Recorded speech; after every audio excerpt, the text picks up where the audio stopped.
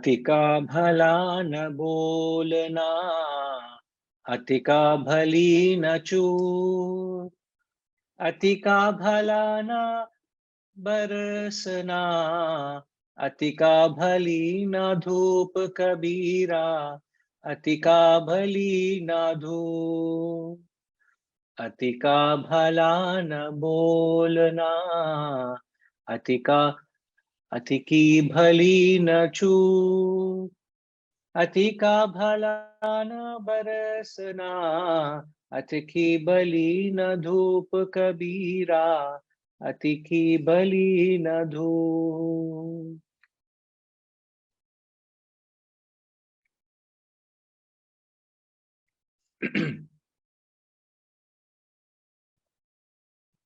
The title given to this doha is The Middle Path. The titles have been given because it's not there in the original text. It's the philosophy we draw out of it.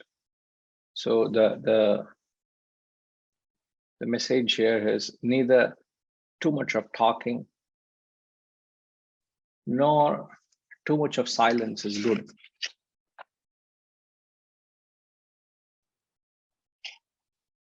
Neither too much of rainfall nor too much of sunshine is good. You can either take it literally or you get to the philosophical message that is implied.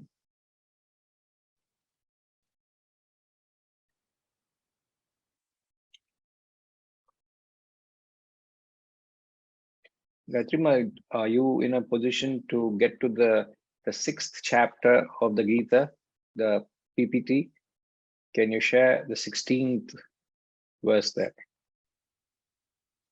So there is a direct reference to the Gita in the yoga of meditation, the chapter there. It talks about how this yoga, means the spiritual path, is not conducive for certain class of people. Who is it who is not qualified for the spiritual journey, or in general, you can call it yoga. Now, the middle path is understood, what the doha is saying is an ideal conducive environment for your spiritual growth. So leading a life of middle path creates a conducive environment. It makes your soil very conducive. Very good. Now here is the reference I was drawing out. Natyashnatastu yogosti nachaikanta manashnataha nachati swapnashilasya jagrato chaiva. Arjuna, oh Arjuna, this yoga is na atyashnatu. Atyashnaha. Atyashnaha means one who eats too much. This yoga is not for one who eats too much or anashnataha, one who does not eat at all. Atiswapna shilasya, nor for one who sleeps too much, or jagrata, one who keeps awake. Such people are not qualified for yoga. He spells it out. This yoga is not for you fellows. Don't waste your time. But if you are interested in the spiritual path, it is important that you prepare the soil. Like in any process of cultivation, even before you think of sowing the seed, don't you put in the effort in preparing the soil for, don't you plow the ground, prepare the soil ready so that you can sow the seeds? But if you just start sowing the seeds without the ground being prepared, the soil being prepared, no seed will sprout. I can be giving these seeds of the highest wisdom to you, but if each one of you don't do your part of creating the conducive soil, no wisdom will sprout in you. And then don't blame the teacher or the teachings. Even if the soil is good, it could be inferior quality seed will sprout. But it could be the best quality seed, the most important seed you bring, and you plant it. The soil is not conducive, it will not grow. It will not flourish. So this doha and the reference in the Gita will help you understand the importance of leading a middle path. So it is not what you do in the classroom, what life you lead beyond the classroom prepares the soil to receive the knowledge here. I hope you're getting. It's like the soil is a preparation you do to receive this knowledge or to pursue the spiritual pursuit. So the life you lead determines whether you are qualified, whether you are worthy of spiritual pursuit. Now, this concept of middle path talks of the two extremities. So what are the two extremities? So the two extremities are the people who live a rajasic life. Another extremity is a tamasic life. You can draw a parallel, and a person who lives a middle path is one who lives a sattvic life. So a person who has proportionate of his eating and sleeping. So a quick reference to, because we referred to the verse, the eating and sleeping refers to the concentration of your contact and the duration of contact. So eating is the concentration of contact. You can fall back on the, you would also be able to pull out that particular chapter, that particular verse in the YouTube. You should have access to that particular verse. You can go through the detail, but eating refers to the concentration of contact. Sleeping refers to the duration of your contact. So when you proportion these two, you have an ideal, you're in an ideal position, which is the sattvic state. You're leading a sattvic life, which is the middle path. Tamasic and rajasic are extremities, and it is very easy to lead a rajasic or tamasic life. It's rather very difficult, very demanding to lead a life of sattva. It's not easy. I guarantee you that it's not easy. You must be so inspired that you will invest all your time and resources into leading a life of sattva. But the extremity is very easy. Now let's examine, even though the verse, the Gita talks of eating and sleeping, the Doha talks about, talking or not talking, or referring to nature. Too much of rain is not good. Too much of sunshine also is not good. So there has to be that proportion. So he puts it very poetically. Now, how do you look at it from different aspects of your personality? Now, we will look at middle path from a material perspective, physical perspective, emotional perspective, intellectual perspective, and spiritual perspective. I hope you all are getting the hang of the concept. If you don't get the concept right, you'll not be able to fit in these into the different categories. Okay. Now, to begin with, I'll ask Sriniji. Sriniji, as we said, the rajasic and tamasic are the extremities. So firstly, what would be the rajasic nature of a person who is at the material level?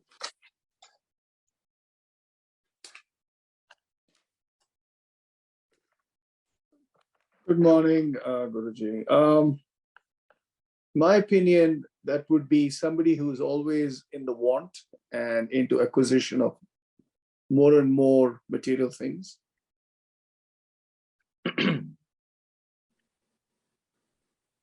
And is never satisfied. Very good. A person who is obsessed to acquisition, constantly wanting to acquire. Every effort, everything that he looks in his life is only measured with material uh, opportunities. He only looks at all the time, grabbing and grabbing, wanting. And as you rightly said, such people are not satisfied at all. Rajasic. Tamasic? In the same context of material acquisition? Yes. Yeah, we are talking each realm. We'll talk Rajasic and Tamasic. Then you know what's the medium, the middle path.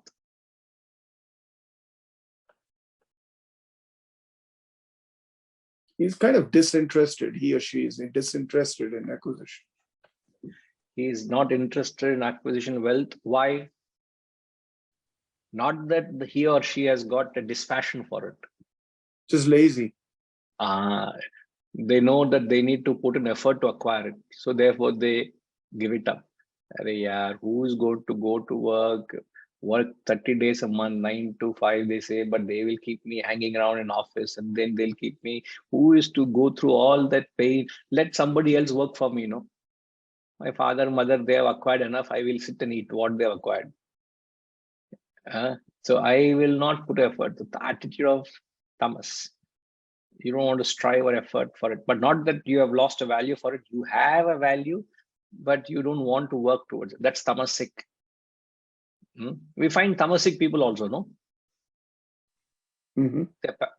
They're parasites.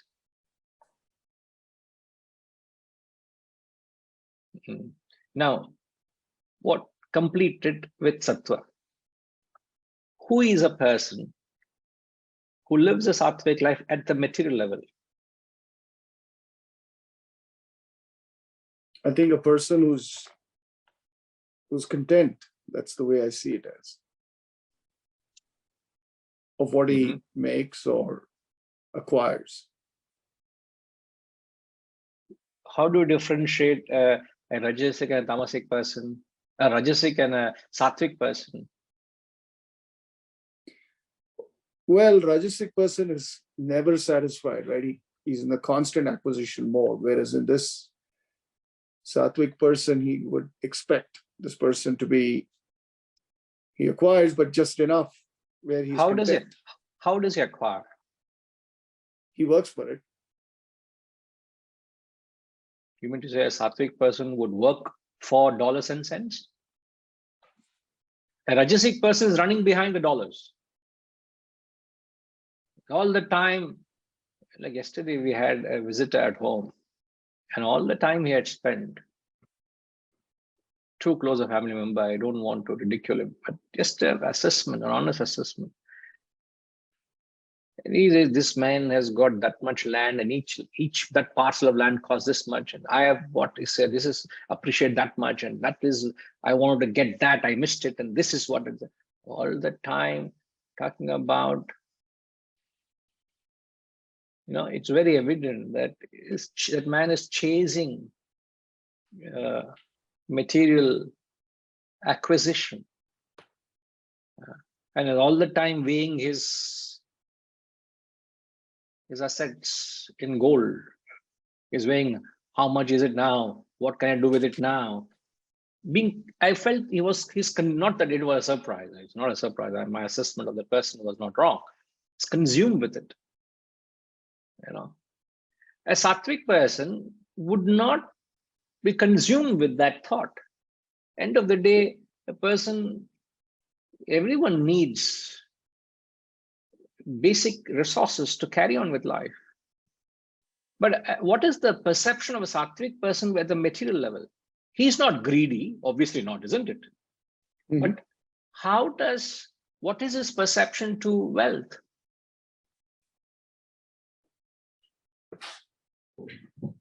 How does he acquire wealth? It doesn't mean a Sattvic person is only teaching Bhagavad Gita or Sant Kabir. This is not the mindset I'm looking at, nor should we look at it.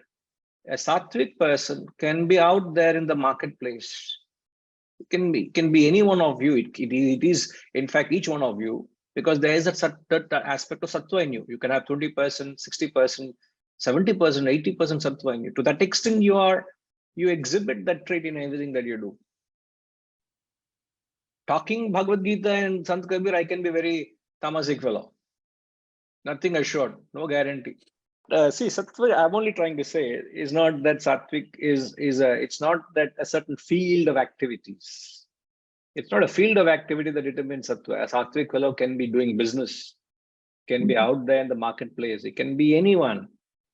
So, but it is the attitude towards acquisition. Now, I'm just why holding on to you is because you expressed rightly the sattva, rajas, and tamas.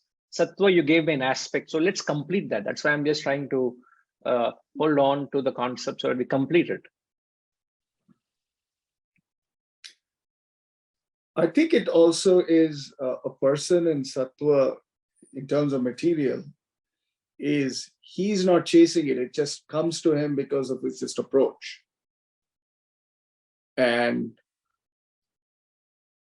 he's one of those who, in the pure sattva, is giving more than what he's acquiring. Therefore, he's content. Certainly contented, because he's not chasing. His thoughts are not on clamoring and aggrandizing and trying to grab from the world. He has a spirit of serving a larger cause. So his focus and attention is not on his cents and dollars. His focus attention is in the higher pursuit. Whatever is deemed higher beyond selfishness is your spiritual pursuit. It starts with that. Anything beyond personal aggrandizement is deemed higher. Anything unselfish and sacrificial is deemed higher. Now, how high you go, that's your capacity. You can think of moksha, or you can just think of my immediate society, my community, and I'll serve my community. That's all you may think of. That's your capacity. You can't rise any beyond that. That's all right. Such a person is not, in fact, a person who thinks in the interest of the community. They don't want to let go of this person. A person who has done so much, he has been a secretary or a president, and he has done so much to the welfare of that community. And his actions of sacrifice are evident because it's brought so much of value. He has added value to the role he played. People will want him to continue. We want you to be the president next year. We want you to be the secretary next year. We will change the rules and regulations. Don't worry of that. We will pass a resolution. We want you. They don't want him to let go. Why? He's a giver. So the point which I wanted, which you rightly said, is his attention is not on acquiring, but since his attention is something higher, the lower automatically is added on. I mean, see, they may not be flushed with resources, but there is enough to provide for their needs, because the attention is not there. The attention is somewhere else. They're provided for. So this is the life of sattva. Whether you want to lead a life of aggrandizement with greed and constant feeling sinful, remorseful, and discontented and not satisfied, or you want to be a parasite and live on others' efforts and become constantly people are cursing you, man, you fellow, you're fit for nothing, that kind of people, tamasic, or you want to lead a sattvic life. Remember the second verse of Bhaj Govindam. You have that Gayatri Ma? She is our superwoman. Anything you say, tatak, it will come out.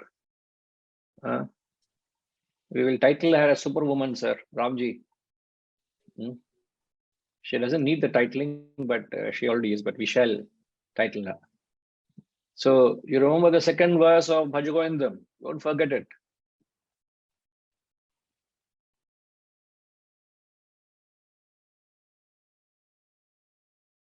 Tell Sir Ramji, second verse of Bhaj Govindam. No idea.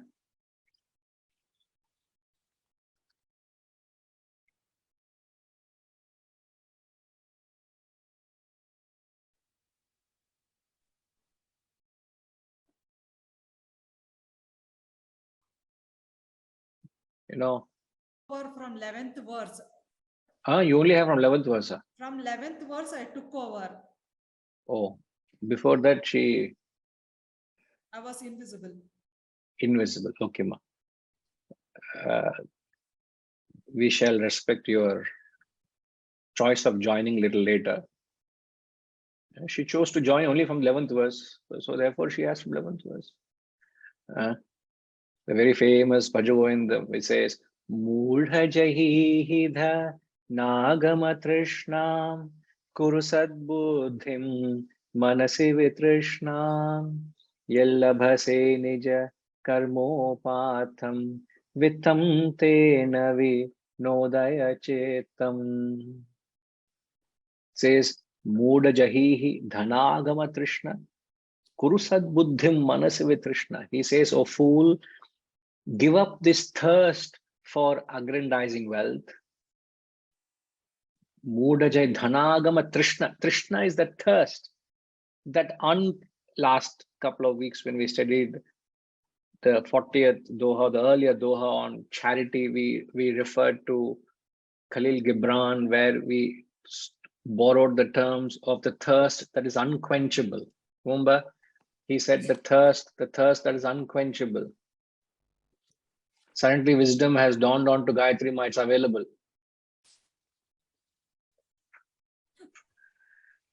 Now let's chant once again.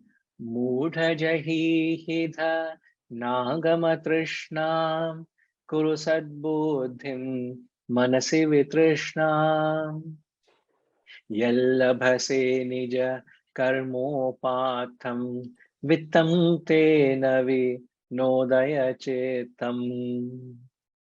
O fool, give up your thirst for acquiring and aggrandizing wealth. Instead, create the thought of the reality in your mind instead of the thirst of acquiring. Whatever you get from your action, content your mind with that wealth obtained.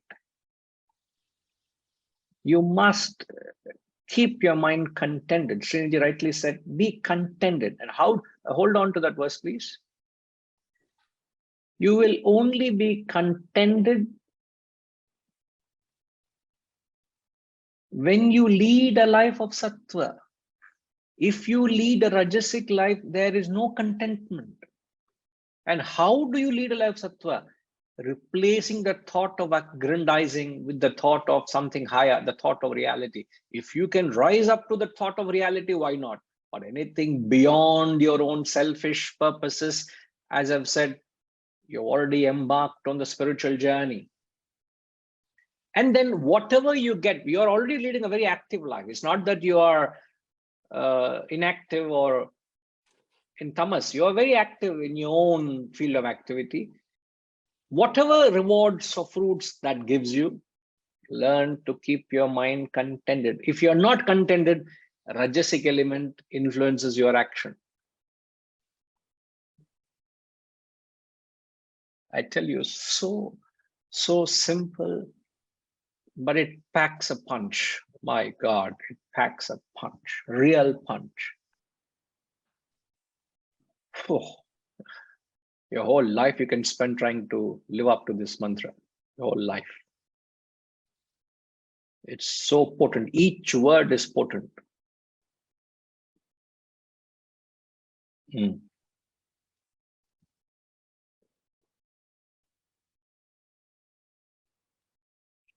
All right. So this is the middle part with reference to material pursuit. I quote. Okay. Now moving on. I would like to. Okay. Let me engage Kashish. Kashish, if I can ask you, what would be the first rajas, then tamas, then sattva, with reference to the physical level? So how do rajasic people, to help you at the physical level, we're talking about how they deal with their senses. What's the relationship between senses and sense objects? Okay, from that perspective, you can analyze it. Guruji, I imagine for Rajasic people, when dealing with the physical level, it would be a similar mentality to the material level, which is just the obsession with or the chasing after of pleasure or indulgence of the senses, whether that's like food or like luscious materials or I mean, I don't know, like sound and smell as well, but like the best smelling things, the best tasting things, like indulging in the senses always, and chasing after the pleasure that indulgence provides. Perfect. So a Rajasic person at the physical level gives a license to their sense organs, leading into a indiscriminate indulgence. So I repeat, a Rajasic person, a Rajasic person gives a license to their sense organs. Thereby, they lead a life of indiscriminate indulgence in their respective areas of contact, respective sense objects, you can say. So eyes is they're constantly glued on to something.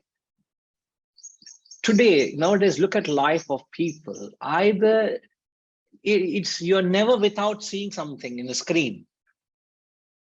Today, can you just see someone just sitting all by themselves, just looking at a tree or at a yonder or a distance and not doing anything? You get 5 minutes, you put on your mobile phone. Nowadays, what I see is, I don't know whether you have noticed it, TV is running and mobile phone also is on. I said, why do we need two screens?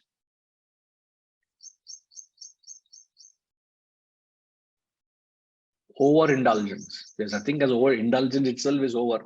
But then you're not content with one screen, you need another screen also. So you're giving license to all your senses. Rajasic people. Tamasic? Would tamasic be an over negligence of the senses, in the sense that you're like the opposite, in that it's not about craving good food, it's just eating like food regardless of whether it has nutritional value for the body, or like neglecting personal hygiene, things like that?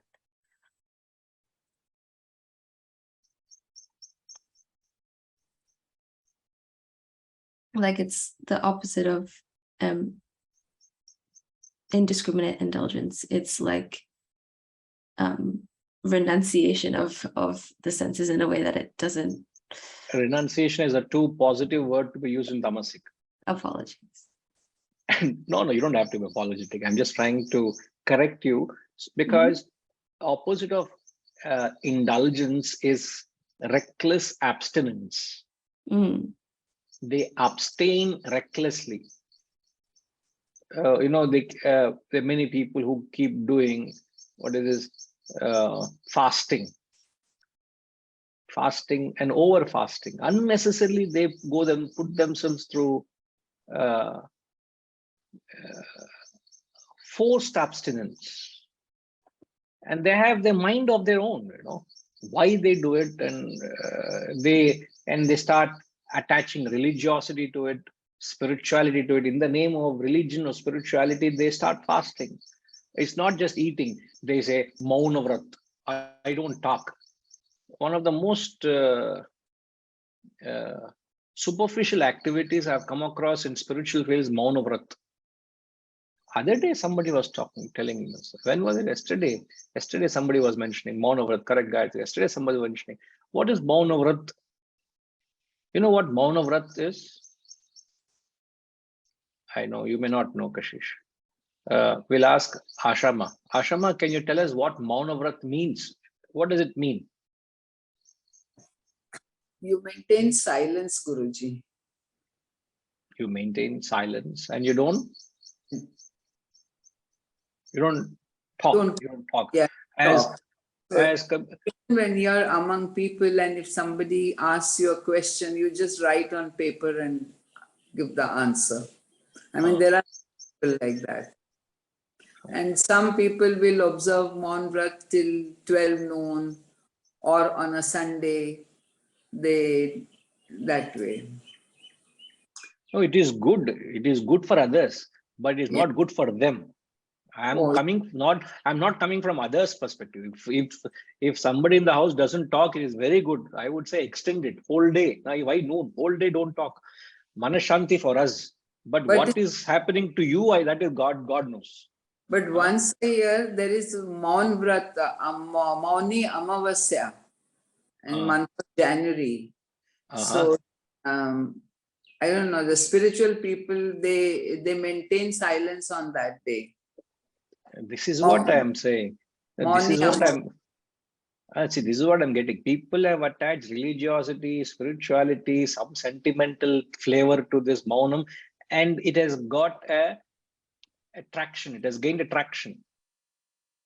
In fact, what Sant Kabir ji is saying, Gayatri Ma, please share that Doha, the current Doha 42, and let Ashrama read the line for us. None better than you reading, Ma. The Sanskrit part or the Hindi part. Yeah. Which is the line which suggests that Ati ki bhali na chup. Ati what ka does it bhali mean? बोलना, अति की भली न चूप. वही बहुत ज्यादा बोलना भी अच्छा नहीं है और बहुत चुप रहना भी अच्छा नहीं है. So Too much chup. of- Chup means to keep quiet. Yeah, to keep quiet. Not so. Even if you are too much silent, also is not good. And you are abstaining from not talking. Some people, even if they, I mean, they see that they must give a certain advice to somebody, but they will keep their, advice to themselves. They will not discuss or talk. Correct. अपने पास रखते हैं. Absolutely. Yes. Thank you, Ma. Thank you. So, as Ashrama was saying, I can relate to it. So, Rajasic people, Kashish, you can also say, if they talk too much rubbish. Tamasic people don't talk at all. Too much abstaining, or if you talk, open your mouth only, my God, what rubbish, garbage comes out here. Nothing, no rational sense is there. Sattvic people, they speak little only when they are asked, when they are sought, and whatever is given is worth jotting it down. The disparity of it is they don't give out until their knowledge or advice is sought from them. And when it is given, it's worth remembering. So Rajasic people, a license to their senses leading to indiscriminate indulgence, and that destroys them. I don't want to get into it because then the rest of the class has gone the direction. When you go into indulgence, what you experience is,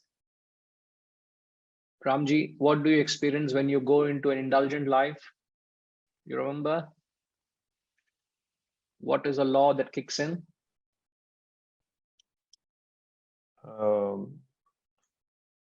When you go into too much indulgence, you will be highly unsatisfied. No, what I am asking is the law that kicks in. The law with reference to sense enjoyment. Everybody who indulges experiences it. Remember the law of diminishing value and the law of neutralization. Correct. Remember? Yeah. these two laws comes in, where you lose the joy of sense contact. There's no more pleasure in any sense indulgence. Right. You indulge because of an obsession for it, but there's no joy in it. Correct. Isn't it? So Yes, that sir. comes in. Add that to your point that when you lead a law of neutralization, okay, and these two come in, and when you abstain, you frustrate yourself. Again, what is there in the inner mind is the value is there for the sense object. It's not that you've risen above the sense object, but you're forcibly abstaining yourself. So because of unproportioned abstinence beyond your capacity causes mental frustration. So there is frustration, abstinence with frustration, tamasic fellow, and rajasic fellow is indulging and law of neutralization. I don't know whether you're able to fathom how deep it is. In fact, we could take a workshop now one day. We'll take a workshop on leading a middle path. It's a fascinating subject.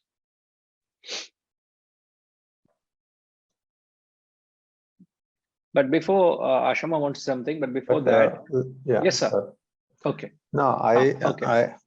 Sorry, I just wanted to add another angle to this, that yes, sir. In fact, the Bhagavad Gita shloka, which you told me last week when I was going for my meeting, which talks of Dravya Yajna and Tapo Yajna. And so I thought that one can also interpret that if you do physical activity for yourself, that is what we said, that Rajasic. But if you do physical activity, not necessarily of senses, but if you do physical activity for the benefit of others, you give physical help to others as a sattvic person. Does that angle also work here? Because this is better than giving money. That's what I think that shloka says, that the 4 levels of giving. The dravya followed by physical, followed by intellectual, followed by wisdom. Spiritual. Yeah, Yes. spiritual or wisdom. Yeah. So can we use that same interpretation here also? You can, because in that context, you're only talking the sattva. Yeah. So you can interpret the sattvic at the physical level. Correct. That way, but that's another angle you are taking it. But that's only specifically with reference to service. Here is with reference to middle path, with reference to your life. How you deal middle path with every aspect of your life. That's only with reference to service. Okay. So it's beyond a certain point, it may not fit into all aspects.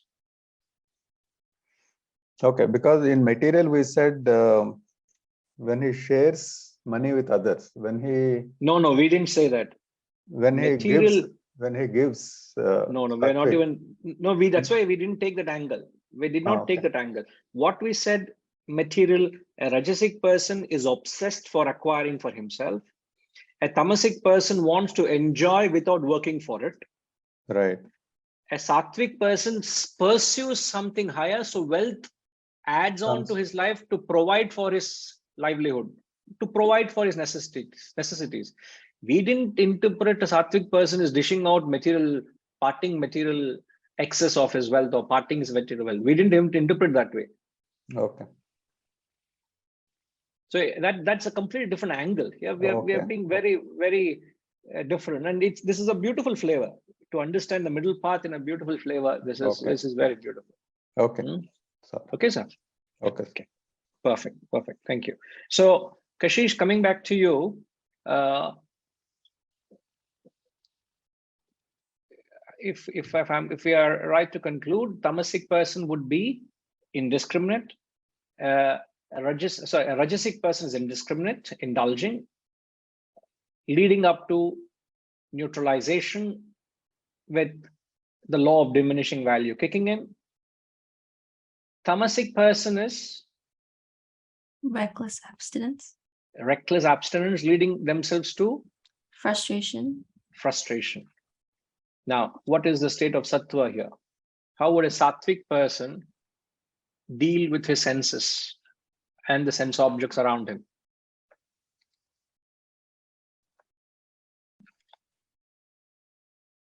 presumably I want to give you a moment to think. A tamasic person example is there are certain people who don't even want to feel the presence of woman in their sight. They don't want to see or feel the presence of woman. So when they are in that premise, they say, we don't want to see woman. So there was a time in an ashram where a Swami was visiting. They told all the lady brahmacharins to be locked up in their, means to be kept away in their hostels or rooms, not to be seen. So they were told not to come out. Yeah. So there is I'm not saying it is right or wrong. I'm only mentioning it to what extent people go in terms of abstinence. They keep away from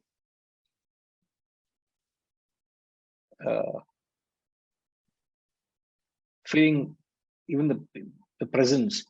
Some swamis don't even receive cash in hand. So what they do, they put it at their feet. That is disrespecting it, respecting goddess Lakshmi. Yeah. So, but they don't want to hold it. After everybody goes, he must be running, counting his how much he has gained. That is another story. Behind the scene, what they do is God knows. But in front of public, I don't touch wealth. No, I don't touch wealth. All the drama they do. So tamasic people are afraid of sense objects. That's what I wanted to bring out. Tamasic people are afraid of sense objects, so therefore they abstain. Now, sattvic people, over to you, Kashish. Guruji, to extend that point then, presumably sattvic people wouldn't be afraid of the temptations of sense objects because they have quashed that desire within them, like that temptation is no longer there, so they can exist in the marketplace and not need to over restrict themselves. It's an acknowledgement that you've been given a lifetime of having sense objects, and so but you're not overindulging in them. Correct. Absolutely right. So here is a person, a sattvic man. He's in the marketplace, moving about freely without any fear of the sense objects because he has a perfect mastery over his senses. So it is the intellect controlling his mind and the mind controlling the senses. This is the mastery. This is the order of mastery. The intellect directly doesn't control the sense objects or the sense organs, but the intellect controls the mind controls the senses control the sense objects. This is the order of control. I repeat, it is the intellect that controls the mind controls the sense organs, and the sense organs control the sense objects. Now, many people, they don't follow this. So they try to control the sense objects. They're trying to bring out control at the external level. It's not an external control. Once internal mastery, you can be amidst sense objects and yet have a perfect control because it is the intellect, mind, senses control. The sense objects can be amidst you, but you have no problem, no temptation. Example, Lord Ganesha sitting with his food at his feet. He is disinterested. He is not, you never see Ganesha captured. Nowadays, they come up with many improvisation of Ganesha on Vinayaka Chaturthi day. You see, the different Ganeshas, but you never seen anybody seeing one Ganesha with a big laddu in his mouth. Have you seen? No, they would not, because they know Ganesha is a man of perfect self-control. There's laddu at his feet. Maybe there's laddu at his hand. as a prasad, but he's not putting one laddu in his mouth. That is not captured. If that is captured, they will be, you are trying to bring down the stature of what that Ganesha represents. Okay, so Sattva is a man of perfect control. Yes, Ramji? I wanted to give an example, sir. Even, sir. When I was, this is about 10 years back, I was the CEO of a company, and then I had my production manager who was a Muslim. And the leadership team, we used to have our lunch together every day. And during Ramzan month, he was fasting. And I used to tell him that don't come to the lunch table because you will feel tempted. He used to say, no, I will come and sit with all of you in the middle of the food. And then my fasting tells me that I should not get tempted by anything that is around me. The food, if I sit in the middle of food and don't get tempted, that is what I have to achieve. That is why I will come and sit. So I am always reminded of him every time I talk of, or when we discuss this subject, that be in the market, but don't get attached or don't get tempted. I think that is real sattvic character. Quality. Yeah. Very, very beautiful. Yes. I'm glad you're able to draw a parallel to the teachings to your experiences. No, very true. Very true. So you can be amidst it and yet not be tempted. No. So extending to this, when we talk of Mauna Vrat, the Mauna Vrat, what is the intention of Mauna Vrat?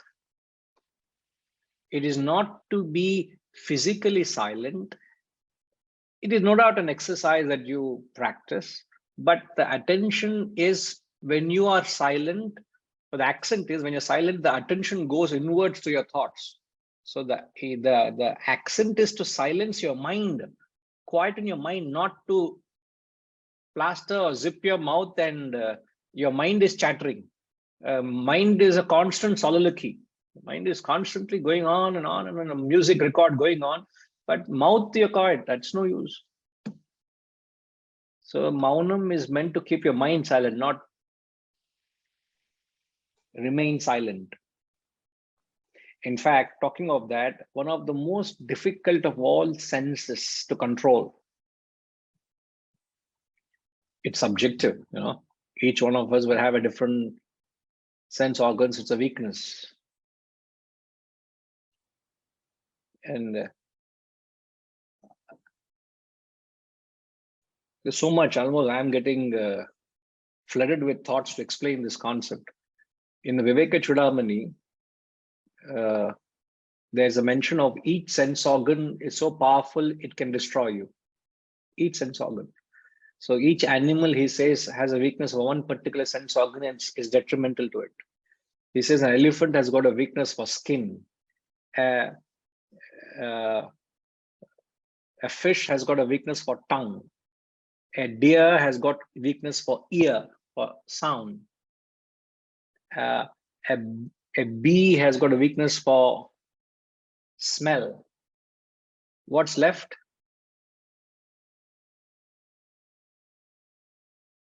Sight. A moth has got a weakness for eyes. A moth gets too close to the light and gets burnt by the heat. A deer in the wild are caught, they play drums and they are attracted to the sound and they come in the shooting range and they're shot with arrows. So this is the trick. These people in the wild know how to draw these swift deers. Elephant are caught usually during the season of must, which is their mating season. They've got weakness for skin. And a bee has got a weakness for smell. They go deep into the flowers for honey, and there are certain flowers which trap them, carnivorous plants.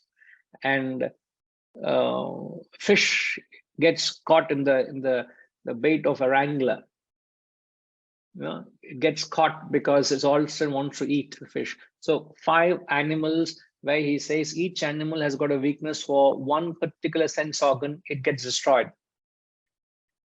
And where would you park this, Kashish?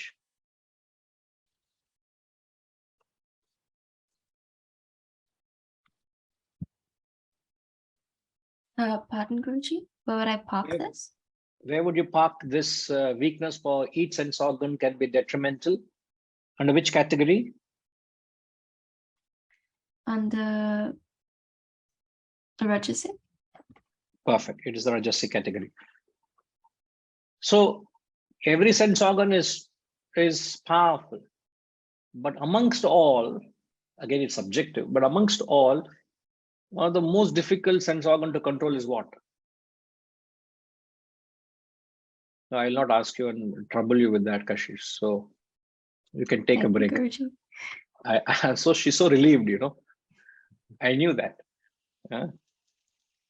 UK, which is the most difficult sense organ to control? Tongue, Guruji. Why you say that? Because your speech, what you eat, your speech is very deadly, Guruji. You can mar or make by using your tongue. It is, you're right. In fact, tongue is one of the most difficult senses to control. Even amongst the spiritual people, I'm not talking of ordinary people, amongst spiritual people, they have a weakness over their tongue. That's the reason whenever you go to any spiritual discourse, you see hardly you find swamis or these spiritual masters sticking to their time. They would never stop on time. They all the time keep extending. Why? Because they can't refrain from talking little or keeping to their time zone. It's an observation. You please observe this. If a speaker is given 10 minutes to you'll find very rare speakers talking only that much. Other day I was with someone and he said he was with a French delegation, the French ambassador, all were there in Hyderabad. And he was saying, I was given 6 minutes to talk. And I spoke 6 minutes, sir. I said silently, I acknowledged his capacity to control his tongue. It's not easy, especially when you get a stage, you get carried away. You don't know what to talk, what not to talk. All right, great, Kashish. So the middle path at the physical level, I think there's so much to capture so that you get a holistic picture as to what that middle path is. All right, now at the emotional level, Harish, can you please tell us at the emotional level, as we have seen at material and physical, what is emotional level? Rajasic first, Tamasic next, and Sattva.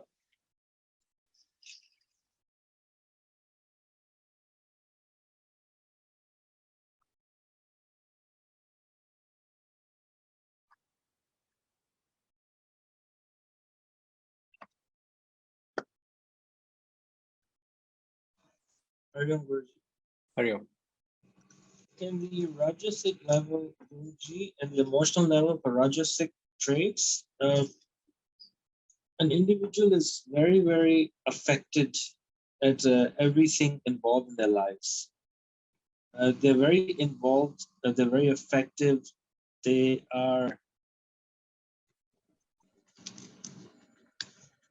invite and also create a lot of dramas in their life, unnecessary dramas in their life. They are very, very highly affected with everything.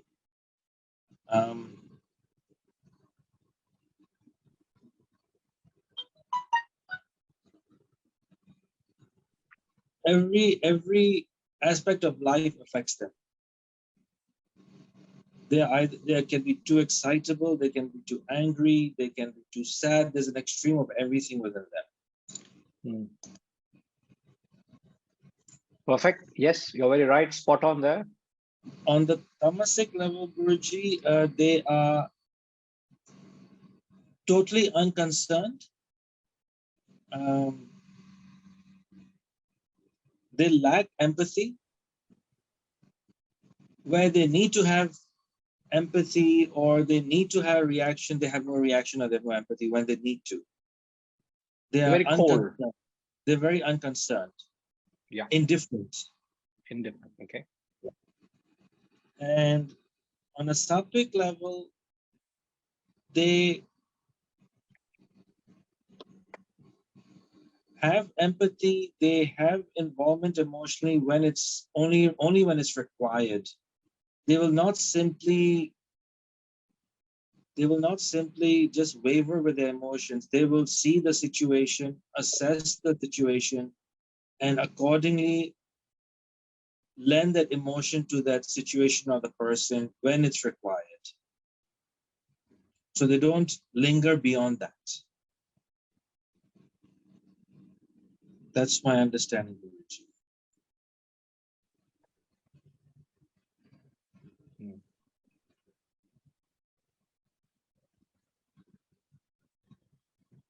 Perfect. So to capture and summarize what you said, emotional people, Rajasic people are emotional.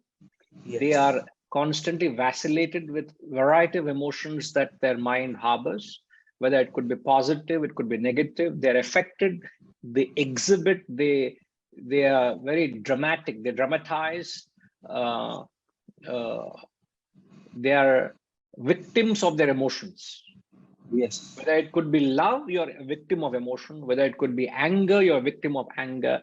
Whether it could be sorrow, you're affected by that emotion. So you are affected by the emotion that your mind feels.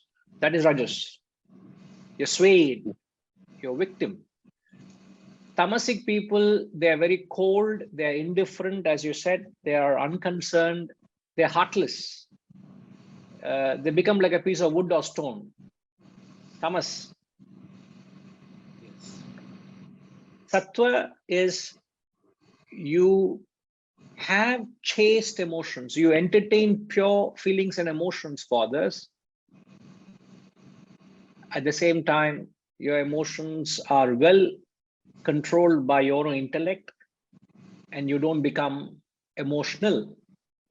Emotionalism is where you become a victim of emotion. So you have emotion. You feel for the other people, for what they are going through or what they are, but you don't get carried away by that emotion.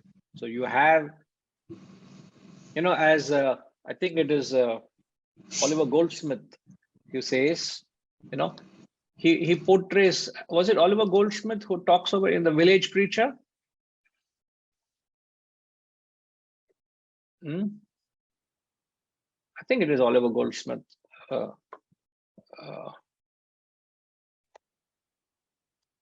He says, to them, his heart, his love, his griefs were given, but all his serious thoughts had rest in heaven.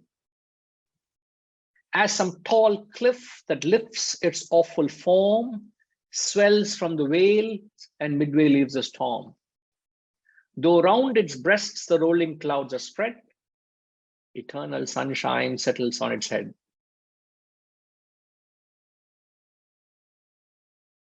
This is poetry. Thanks to Oliver Goldsmith. The poem, The Village Preacher.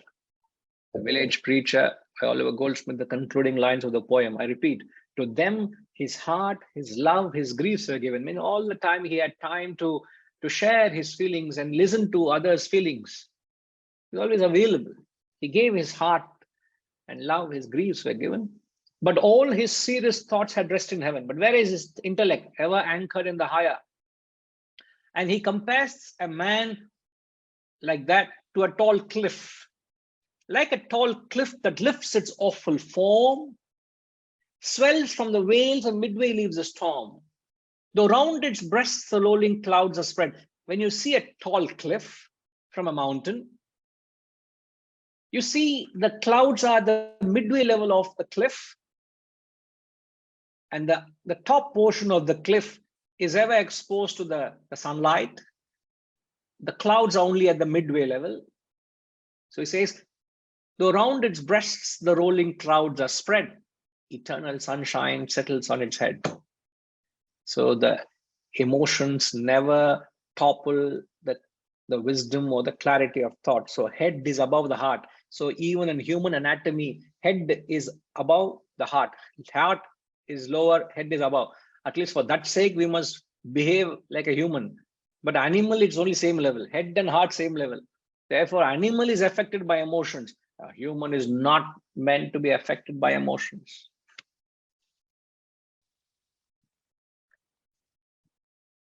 So a sattvic state is you feel a variety of emotions. You ought to feel grief, you ought to feel sorrow, you ought to feel joy, you ought to feel ecstasy, you ought to feel empathy. All of them you must feel.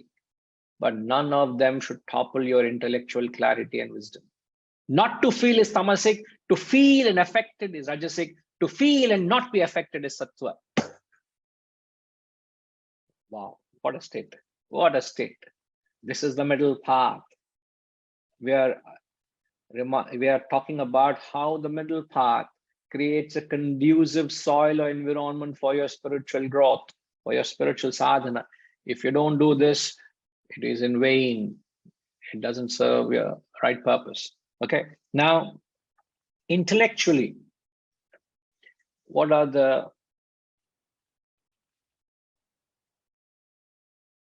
rajasic, tamasic, and sattvic? Gayatri Ma, at the intellectual level.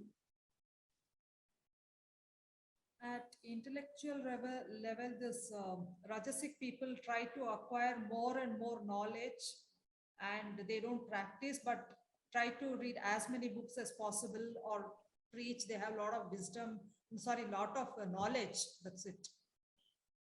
They will not be satisfied with one book. They again just try to go for another book, or even for that matter, even gurus, they go searching. Those two are extroverted, they try to look for. Tamasic are intellectually, they are quite dull. They don't try to experiment. Something is not understood, they just leave it away over there. They are quite dull. They don't experiment. And sattvic people are the people who are of highest wisdom.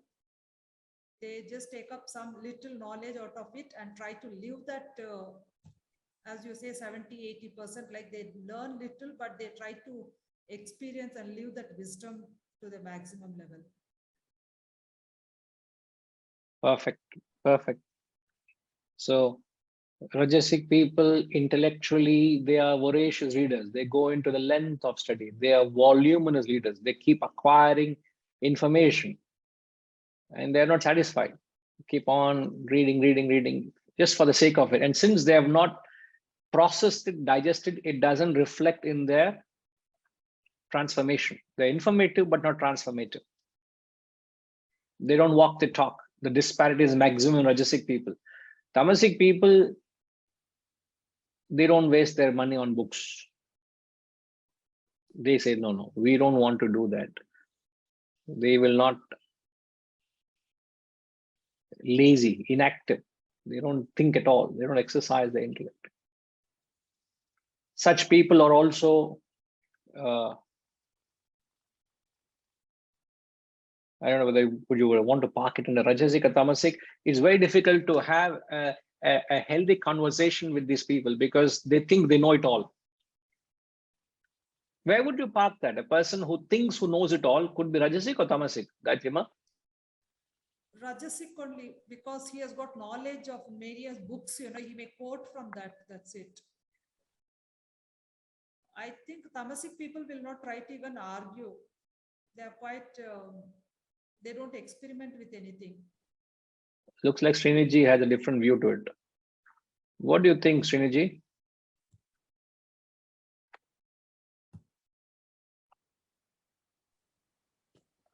I think it would be the tamasic person who will not engage in the conversation, who would be thinking that I know it all.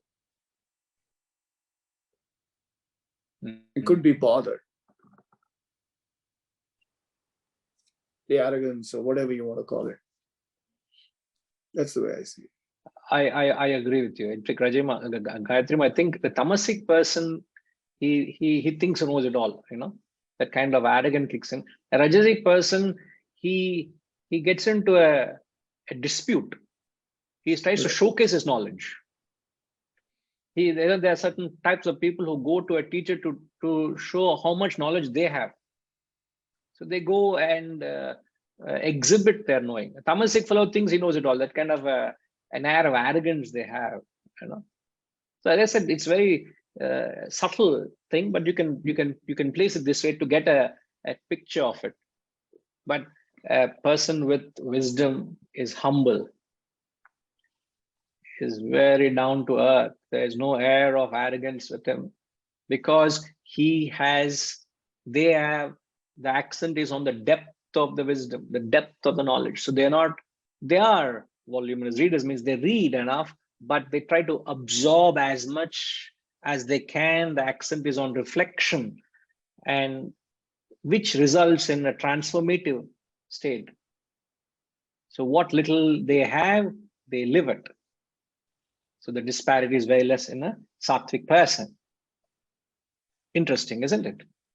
Okay. Now, lastly, I'll ask Ramji, how do you classify the Rajasic, Tamasic, and Sattvic at the spiritual level?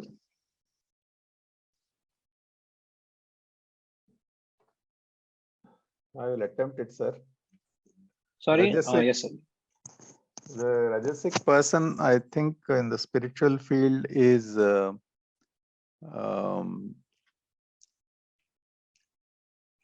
going into the subject with a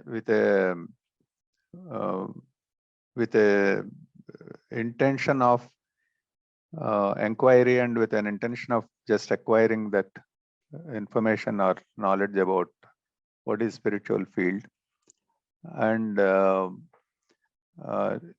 not really absorbing the essence of it. I mean, We've already covered that at intellectual level. but even so, spiritual also can't be the same type of approach. No, you can, but we have to make it more holistic. So Okay. I will help you to give a line of thought. Now, when you look at the spiritual practitioners and the spirituality as such, what are the non-essentials of spirituality and the essentials of spirituality? So the Rajasic and Tamasic sort of get carried away in the non-essentials of religion. Yeah. What are they? What are the non-essentials in religion? Non-essentials, either in religion. So, like I think there could be name and fame. There could be. No. No. No. So we are not talking of those who are abusing religion. See, I can abuse religion for creating a name and fame for myself. That is abuse of religion. We are talking of how people, not that they're hypocrites, but they just caught up in the wrong aspect of religion. Which is rituals and then that type of approach. Yes. Correct. So the non-essentials of religion. Now with that idea, where would you park Rajasic and Tamasic? What would you park? Where?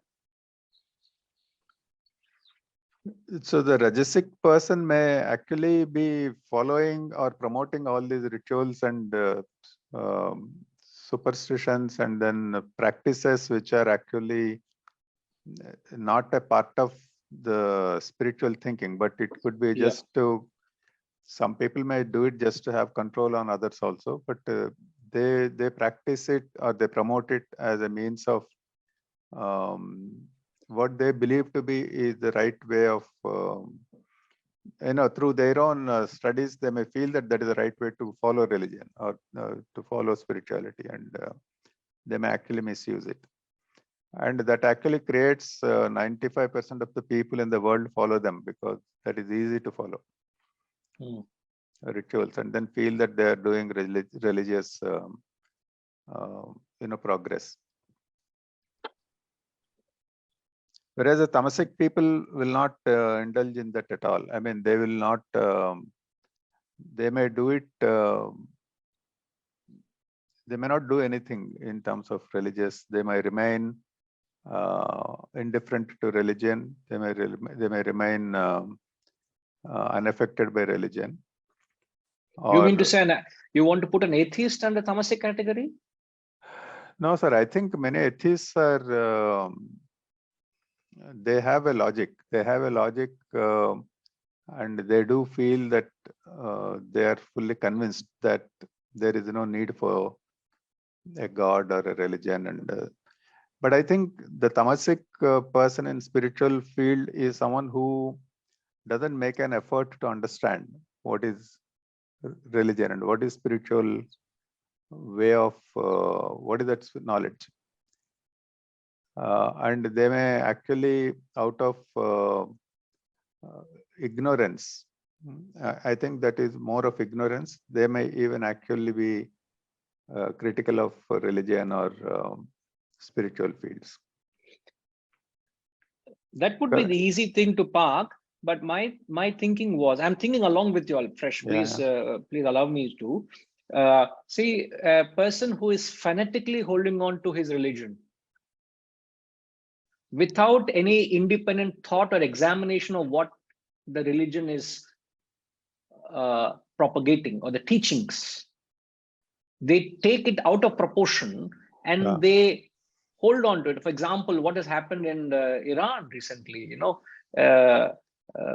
there was a furore even in the Muslim community. There's a furore. The few strands of hair of a woman were exposed. That created a turmoil in the community and amongst the liberal thinkers, amongst the Muslims. So what ridiculous is this? What sort of a lack of intellect and lack of common sense is this?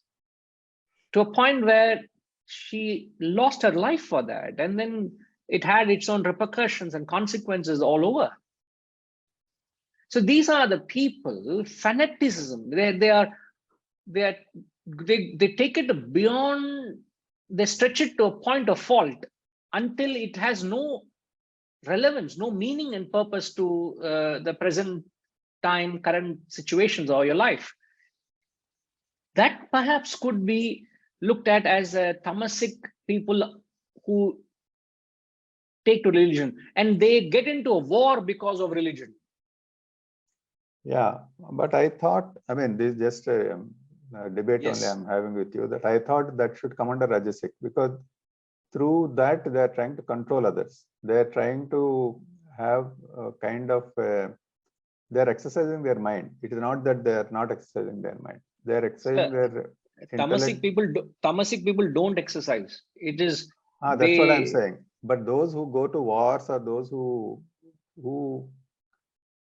implement these diktats are people who think quite a lot. I feel that they use these things very intelligently to control a sect or to control a religion or to control people.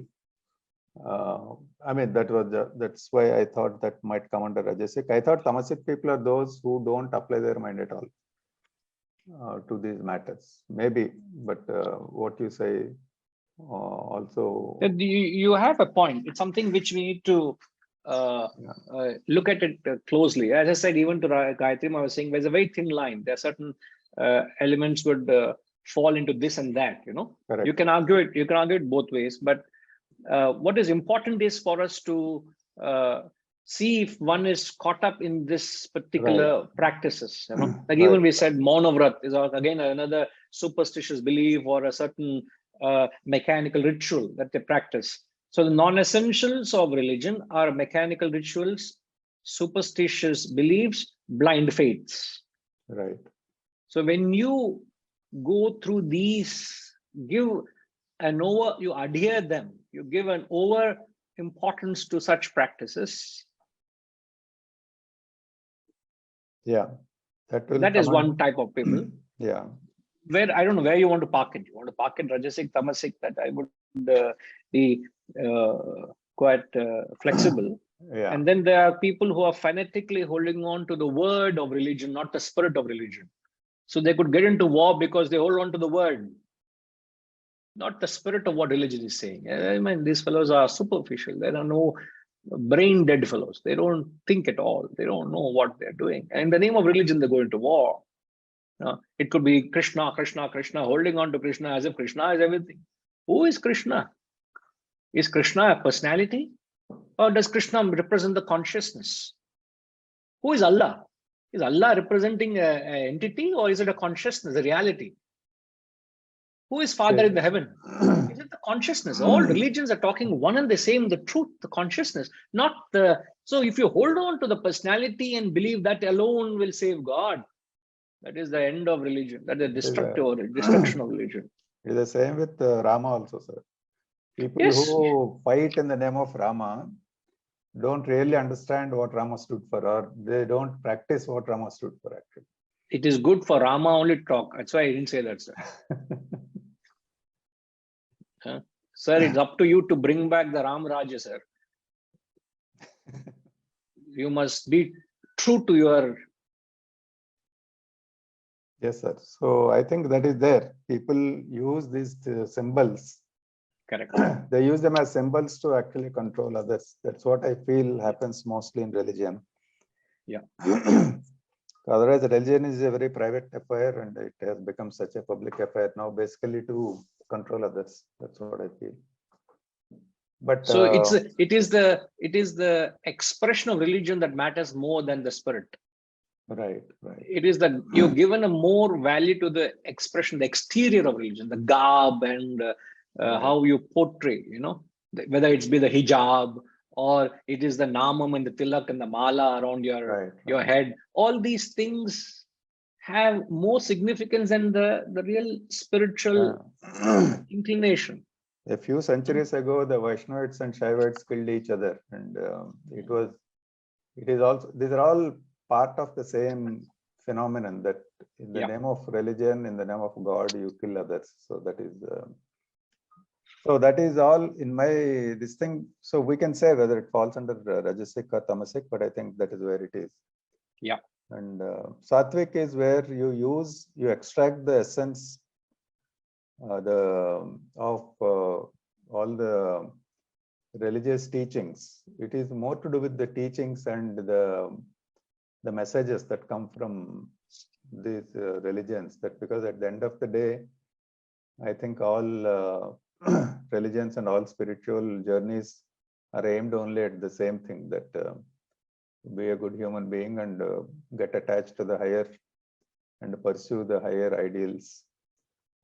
I think that is the thing which the Sattvic people will understand, and they will implement, and they will walk the talk there. Absolutely.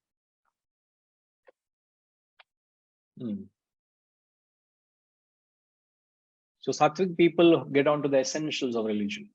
Yeah. They are seeking the higher. They use their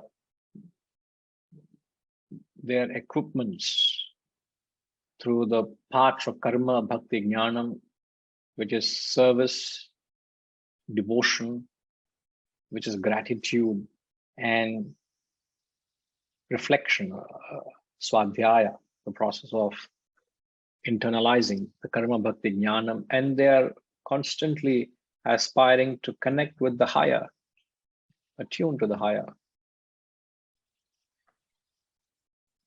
So these exhaustive analysis that we have had today only is an MRI to your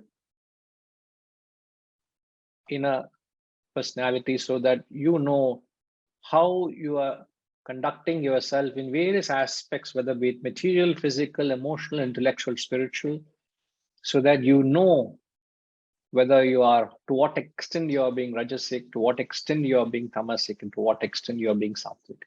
And to the extent and it's easy to slip into the extremities, as we said, but if you bring in that medium, the middle path, strike that medium, bring that balance, not to go to the extremity, bring that balance within and live the right sattvic life.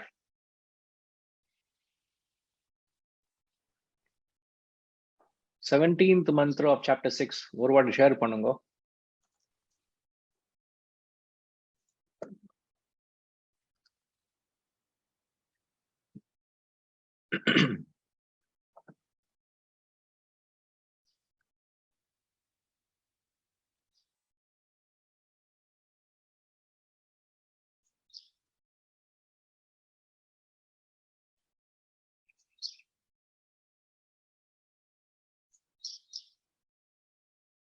So the 17th mantra, 16th mantra said, for whom this yoga is not, who is not qualified. In the 17th mantra, it says, to him who has moderated in eating and recreation, moderation in action, and also is moderated in sleeping and awaking, yoga becomes a destroyer of sorrow.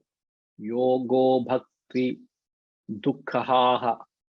So this yoga, the path of the higher which we have sought, just we said just now, it destroys negativity or sorrow. But for that, you must get established in sattva, which is moderation of eating, recreation, and action. So all aspects, which is the 3 R's. The 3 R's we mentioned. Remember, 3 R's are, what are the 3 R's?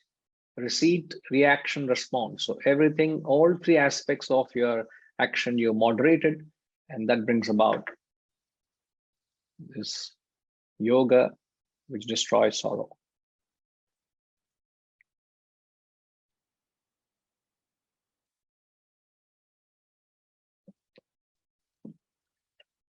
Thanks to Kabir ji for giving us the opportunity to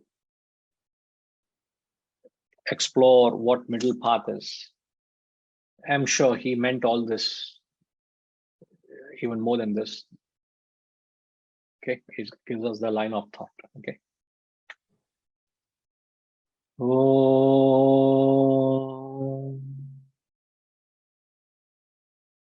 Purnamada Purnamidam Purnat Purnamudachyate Purnasya Purnamadaya Purnamevavashishyate.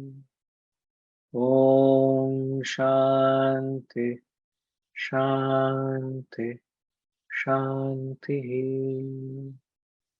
Hari Om.